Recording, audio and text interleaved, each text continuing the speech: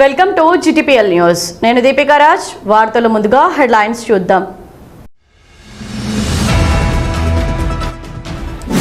ఆస్ట్రేలియాలోని విక్టోరియా పార్లమెంట్ను సందర్శించిన మంత్రి శ్రీధర్ బాబు.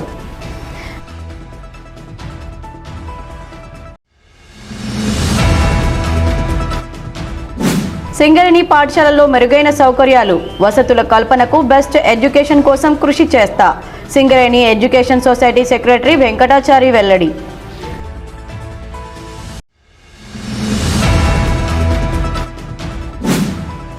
సేవా కార్యం మహాకార్యం, ఉన్న దాంట్లో కొంత పేదలకు పంచడం గొప్ప విషయం. యూట్యూబ్ స్టార్ వర్షిని వెల్లడి.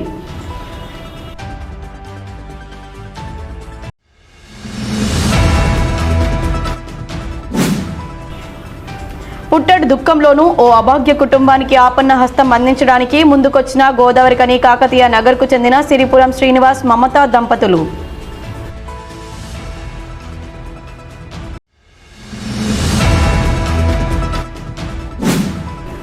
తిర్యానిలో ఘనంగా కొమురం భీం వర్ధంతి.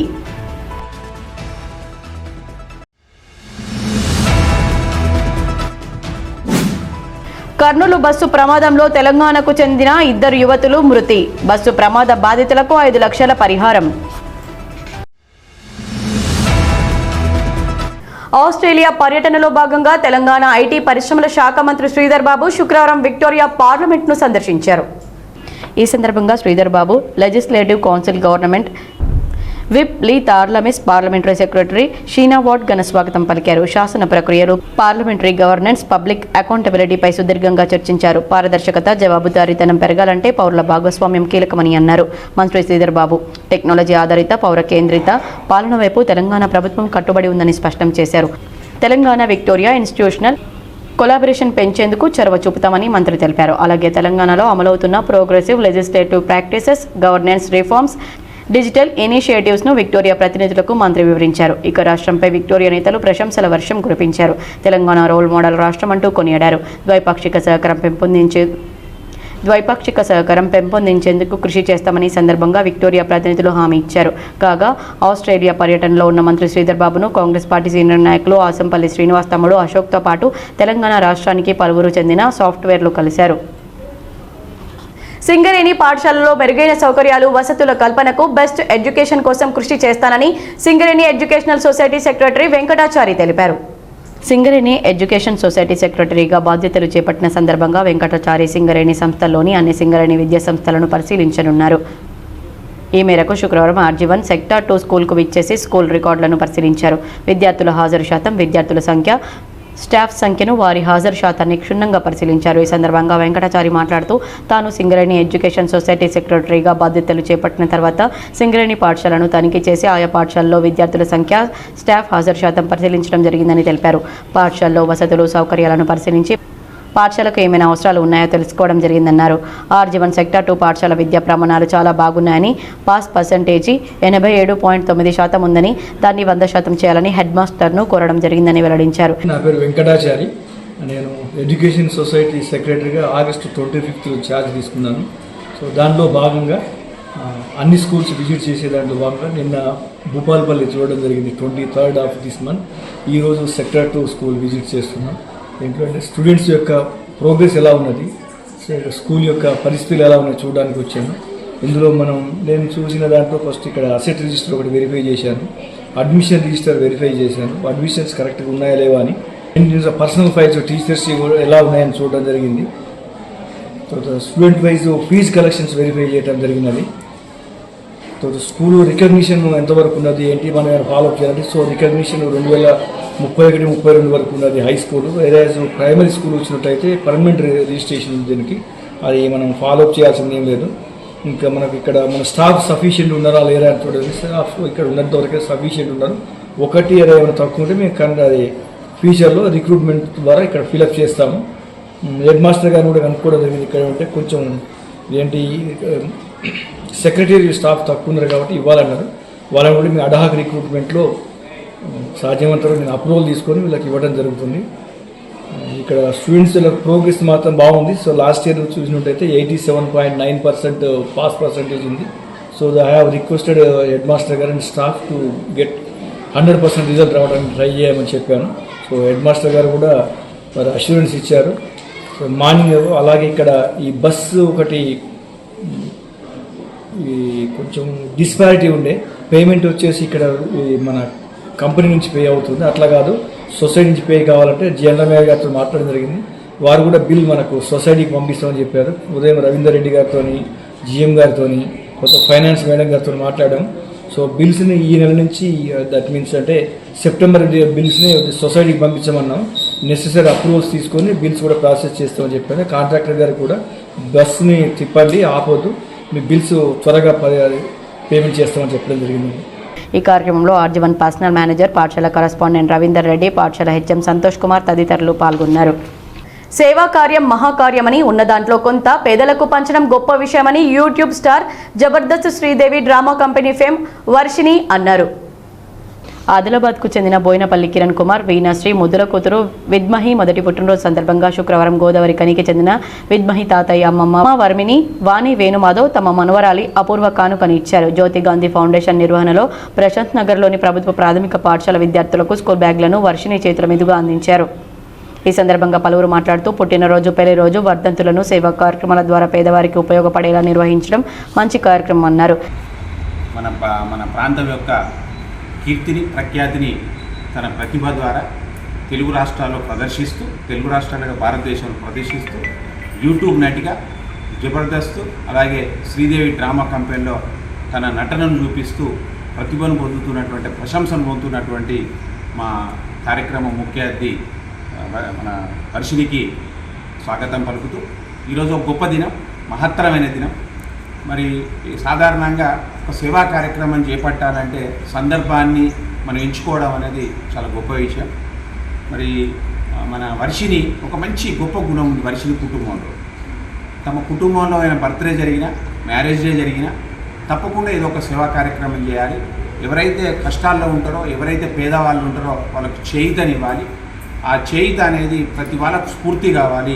మరి ప్రతి ఒక్కరు కూడా ఈ తాము చేపట్టేటువంటి కార్యక్రమాలను వాళ్ళు కూడా చేపట్టి సమాజంలో మంచి నెలకొల్పాలన్నటువంటి ఆలోచన మరి వర్షిని వాళ్ళ నాన్నకు కానీ, వారి అమ్మకు కానీ, వాళ్ళ సంబంధించినటువంటి సిస్టర్స్ కానీ అందరికీ రావడం అనేది చాలా గొప్ప విషయం. మరి అందులో భాగంగా ఈరోజు మరి వర్షిని యొక్క అక్క వీణాశ్రీ, అలాగే కిరణ్ కుమార్ ముద్దుల కూతురు విద్మహి పుట్టినరోజు ఈరోజు, మొదటి పుట్టినరోజు. మరి విద్మహికి ఒక మంచి ఆశీస్సులు ఉండాలి, ఆమె గమనం కానీ, ఆమె భవిష్యత్తు కానీ ఒక మంచిగా ఉండాలనే ఉద్దేశంతో మరి వాళ్ళ తాత, అమ్మమ్మ మరి వేణుగారు అలాగే వాణి గారు మరొక మంచి కార్యక్రమాన్ని ఈరోజు చేపట్టడం జరిగింది. మరి ఈ కార్యక్రమానికి మా వర్షిని ముఖ్య అతిథిగా రావడం చాలా గొప్ప విషయం. జ్యోతి గాంధీ ఫౌండేషన్ కార్యనిర్వాహకుడు దయానంద్ గాంధీ అధ్యక్షతన జరిగిన ఈ కార్యక్రమంలో స్కూల్ హెడ్ మాస్టర్ శ్యామల, విద్యా కమిటీ చైర్మన్ లక్ష్మి తదితరులు పాల్గొన్నారు. వార్తల్లో ఇప్పుడు ఒక చిన్న విరామం. పెద్దపల్లి జిల్లా గోదావరికని పారిశ్రామిక ప్రాంతంలో మొట్టమొదటిసారిగా అధునాతన టెక్నాలజీతో ఎంఆర్ఐ స్కాన్ సేవలు అందుబాటులో. First MRI in coal belt area. Krishna MRI scan centre 24 గంటలు ఎమర్జెన్సీ సర్వీస్. మా వద్ద MRI brain, whole spine, whole abdomen, MRCP, urogram, renal angiogram, ఇవే కాకుండా బాడీకి సంబంధించిన అన్ని రకాల ఎంఆర్ఐ స్కాన్స్ మా వద్ద చేయబడును. Contact 888646 777 990-855-2928. Krishna neuro super speciality hospital, Lakshmi Nagar, Godavarikhani. మొట్టమొదటిసారి న్యూరో ఫిజిషియన్ వైద్య సేవలు ఇప్పుడు మన గోదావరికన్లోని డాక్టర్ ఎండిడిఎం న్యూరో ఫిజిషియన్, మెదడు, వెన్నుముక మరియు నరాల వ్యాధుల ప్రత్యేక వైద్య నిపుణులు. Krishna neuro super speciality hospital, Lakshmi Nagar, Godavarikhani. వార్తలకు తిరిగి స్వాగతం. చేతికంది వచ్చిన చెట్టంత కొడుకును కోల్పోయిన పుట్టెడు దుఃఖంలోనూ ఓ అభాగ్య కుటుంబానికి ఆపన్న హస్తం అందించడానికి ముందుకొచ్చారు గోదావరికని కాకతీయ నగర్కు చెందిన సిరిపురం శ్రీనివాస్, మమత దంపతులు. గత సంవత్సరం రోడ్డు ప్రమాదానికి గురై మరణించిన తమ కుమారుడు సిరిపురం వంశీ స్మారకార్థం ప్రమాదానికి గురై అచేతన స్థితిలో ఉన్న కని గంగానగర్కు చెందిన మమతగిరి సతీష్ కుటుంబానికి నెల రోజులకు సరిపడా నిత్యావసర సరుకులను శ్రీనివాస్, మమత దంపతులు శుక్రవారం అందజేశారు. ఈ సందర్భంగా పలువురు కళాకారులు మాట్లాడుతూ పుట్టెడు దుఃఖంలో కూడా కుమారుడి ఆదిలో ఇతరులకు సహాయపడడం అభినందించదగ్గ విషయమన్నారు. ఈ నిస్సహాయ కుటుంబానికి సహాయం చేయడానికి దాతలు ముందుకు రావాలని కోరారు. ఇంకా ఈ కార్యక్రమంలో సతీష్, తల్లి శోభమ్మ, భార్య ఉమతో పాటు శ్రీనివాస్ కుటుంబ సభ్యులు, వాణి కళాకారులు, మ్యాజిక్ రాజా, కాశీపాక రాజమౌళి, బోడకుంట వెంకటరాజం, వెంకటలక్ష్మి, మాధురి వాసు, బీరుక లక్ష్మణ్, చంద్రపాల్ తదితరులు పాల్గొన్నారు. గత సంవత్సరం 1-2 రోజులైతే ఒక కొత్త ఉద్యోగంలో విధులు నిర్వహించాల్సినటువంటి పరిస్థితిలో అంతకంటే ముందు రోజే జరిగినటువంటి ఒక ప్రమాదంలో అర్ధాంతరంగా అసూలు బాసి అందరినీ విడిచి వెళ్ళిపోయాడు. సిరిపురం వంశీ శ్రీనివాస థియేటర్ దగ్గరనే, మన గోదావరికని శ్రీనివాస థియేటర్ దగ్గరనే వాళ్ళ ఇల్లు. సిరిపురం శ్రీనివాస్ మమత దంపతుల యొక్క పెద్ద కుమారుడు. ఆ వంశీ యొక్క ప్రథమ వర్ధంతి ఈరోజు. ఇంతటి విషాదంలోనూ కూడా, అంటే చేతికి అంది వచ్చిన ఒక చెట్టంత కొడుకును కోల్పోయిన విషాద సందర్భంలోనూ తమ కుమారుణ్ణి స్మరించుకుంటూ ఎవరికైనా నీడీ పీపుల్ ఎవరైతే ఉన్నారో వారికి ఏదో కొంత సహాయం చేయాలి నా కొడుకు పేరుపై స్మారకంగా అని ఒక మంచి నిర్ణయం తీసుకున్నారు తమ్ముడు సీను మమత దంపతులు. తిర్యాని మండలంలో శుక్రవారం కొమరం భీం వర్ధంతి కార్యక్రమాన్ని ఆదివాసులు ఘనంగా నిర్వహించారు. ఈ మేరకు ముందుగా ఆయన జెండా వద్ద ప్రత్యేక పూజలు నిర్వహించి జెండా ఆవిష్కరించారు. అనంతరం కొమరం భీం విగ్రహానికి పూలమాలలు వేసి నివాళులర్పించారు. ఈ సందర్భంగా వారు మాట్లాడుతూ భీం ఉద్యమ స్ఫూర్తిని ఆదర్శంగా తీసుకుని ముందుకు వెళ్లాలని సూచించారు. ఆదివాసుల ఐక్యతతోనే హక్కులు సాధ్యమవుతాయని పేర్కొన్నారు. ఆదివాసీల హక్కులు సాధించుకోవాలంటే అక్షరాస్యత ముఖ్యమని పేర్కొన్నారు. ఆదివాసీల పిల్లలను ఉన్నత చదువులు చదివించాలని పేర్కొన్నారు. ఈసారి కొమరం భీం వర్ధంతిలో చిన్న పొరపాట్లు జరిగాయని, వచ్చే సంవత్సరం అలాంటి పొరపాట్లు జరగకుండా కమిటీని ఏర్పాటు చేసి ముందుకు వెళ్తామని పేర్కొన్నారు. మండల కేంద్రంలో ఘనంగా కొమరం భీం వర్ధంతి నిర్వహించడం జరిగింది. ఈరోజు ఆదివాసీ సంఘాలు అన్ని తెగలకు సంబంధించిన నాయకులు మరియు మాజీ సర్పంచులు, మాజీ జడ్పీటీసులు, మాజీ ఎంపీపీలు, మాజీ సర్పంచులతో సహా అందరము ఈరోజు ఆదివాసీ మరియు ఇతర సంఘ నాయకులు కూడా, బీసీ సంఘ నాయకులు కూడా మాకు ఈరోజు ఈ మన వర్ధంతి సందర్భంగా రావడానికి, చాలా జయప్రదం చేయడానికి చాలా సంతోషకరమైన విషయము. కొన్ని సందర్భంలో ఈరోజు మన ఆదివాసీ నాయకులు కొన్ని విషయాల్లో మిస్టేక్ అయ్యారు, అది వాస్తవమే. కాబట్టి వచ్చేసారి క్షమించాలి. వచ్చేసారి మేము ఖచ్చితంగా గుర్తించి ఒక కమిటీ ఏర్పాటు చేసి మాట్లాడి మరి ఎట్లా నిర్వహించాలనే ఉద్దేశంతో మంచి సమన్వయంతో మేము పనిచేస్తామని ఈ సందర్భంగా నేను తెలియపరుచున్నాను. జై ఆదివాసీ. ఈ కార్యక్రమంలో ఎంపీడీఓ వేముల మల్లేష్, ఏఎస్ఐ రాథోడ్ నారాయణ, తుడుం దెబ్బ జిల్లా ప్రధాన కార్యదర్శి వెడ్మ భగవంతరావు, రాజ్గొండు సేవా సమితి జిల్లా ప్రధాన కార్యదర్శి గుణవంతరావు, పిఎస్సిఎస్ చైర్మన్ చుంచు శ్రీనివాస్, మాజీ జెడ్పీటీసీలు ఆత్రం చంద్రశేఖర్, వెడ్మ కమల, బీఆర్ఎస్ పార్టీ అధ్యక్షులు హనుమన్ల జగదీష్, కాంగ్రెస్ పార్టీ అధ్యక్షులు Chittari Sagar, TRS party senior నాయకులు ముత్య రాజయ్య తదితరులు పాల్గొన్నారు. వార్తల్లో ఇప్పుడు ఒక చిన్న విరామం.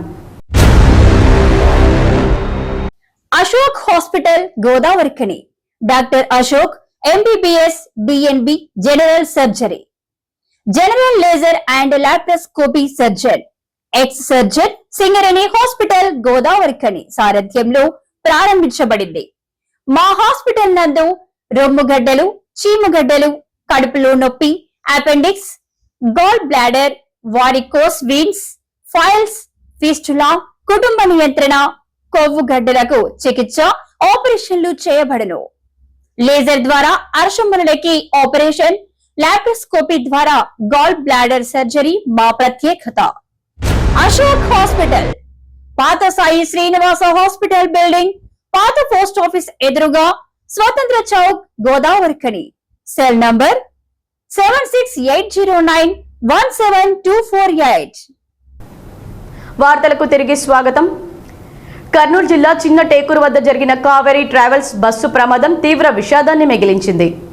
శుక్రవారం తెల్లవారుజామున జరిగిన ఈ ఘటనలో 19 మంది సజీవ దహనమయ్యారు. మరో 21 మంది క్షేమంగా బయటపడ్డారు. అయితే ఈ ప్రమాదంలో దీపావళి పండుగను కుటుంబ సభ్యులతో జరుపుకుందామని హైదరాబాద్ వచ్చిన పలువురు సజీవ దహనమయ్యారు. కర్నూలు జిల్లాకు చెందిన గొల్ల రమేష్ కుటుంబం అగ్నికి ఆహుతయింది. అదేవిధంగా యాదాద్రి జిల్లాకు చెందిన యువతి కూడా మృతి చెందింది.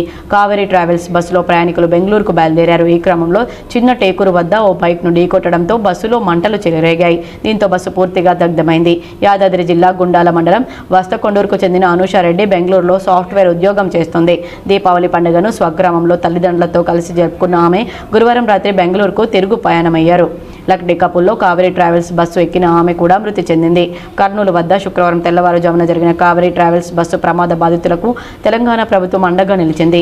ఈ దుర్ఘటనలో మరణించిన తెలంగాణ వాసుల కుటుంబాలకు 5 లక్షల రూపాయల చొప్పున, గాయపడిన వారికి 2 లక్షల రూపాయల చొప్పున ఆర్థిక సహాయం అందిస్తున్నట్లు రవాణా శాఖ మంత్రి పొన్నం ప్రభాకర్ ప్రకటించారు. కాగా క్షతగాత్రులకు మెరుగైన వైద్య సేవలు అందించేలా అన్ని చర్యలు తీసుకుంటున్నామని ఆయన హామీ ఇచ్చారు. చాలా బాధ కలిగింది. ఉదయాన్నే మృతులందరికీ సంతాపాన్ని తెలియజేస్తా ఉన్నాం. తెలంగాణ ప్రభుత్వం పక్షాన గౌరవ ముఖ్యమంత్రి గారు కూడా ఈ అంశం పట్ల వివరాలు తెలుసుకోవడం జరిగింది.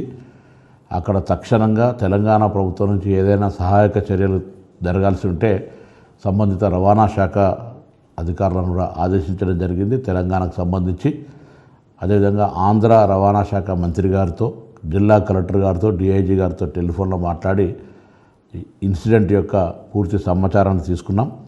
ఇవి ఒక దురదృష్టకర సంఘటన.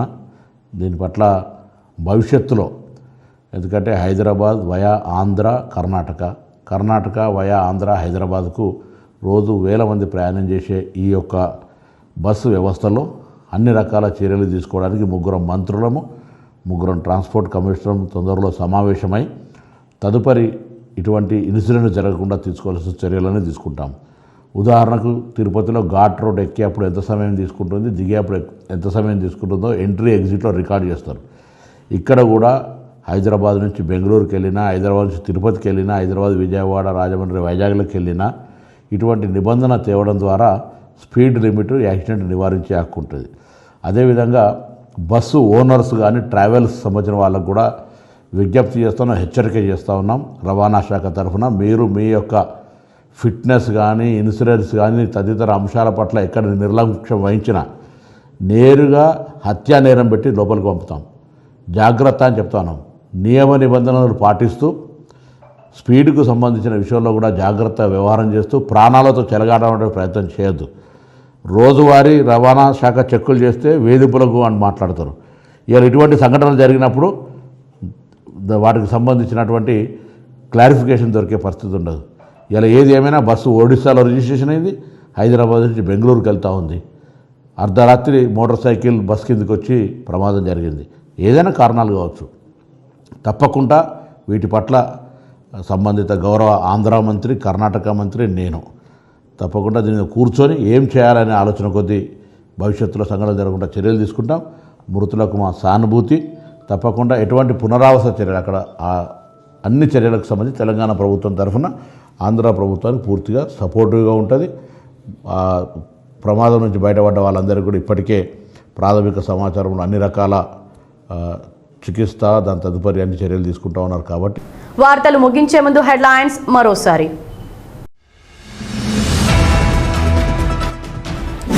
ఆస్ట్రేలియాలోని విక్టోరియా పార్లమెంట్ను సందర్శించిన మంత్రి శ్రీధర్ బాబు.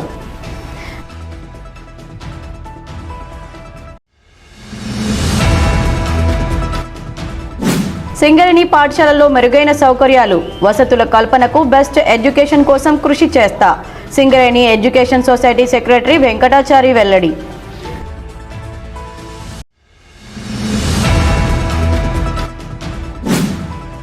సేవా కార్యం మహాకార్యం, ఉన్న దాంట్లో కొంత పేదలకు పంచడం గొప్ప విషయం. యూట్యూబ్ స్టార్ వర్షిని వెల్లడి.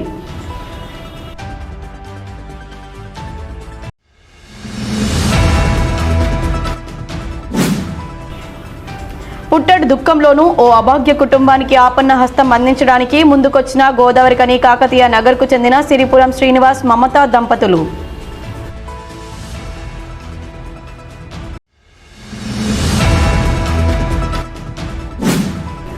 తిర్యానిలో ఘనంగా కొమురం భీం వర్ధంతి.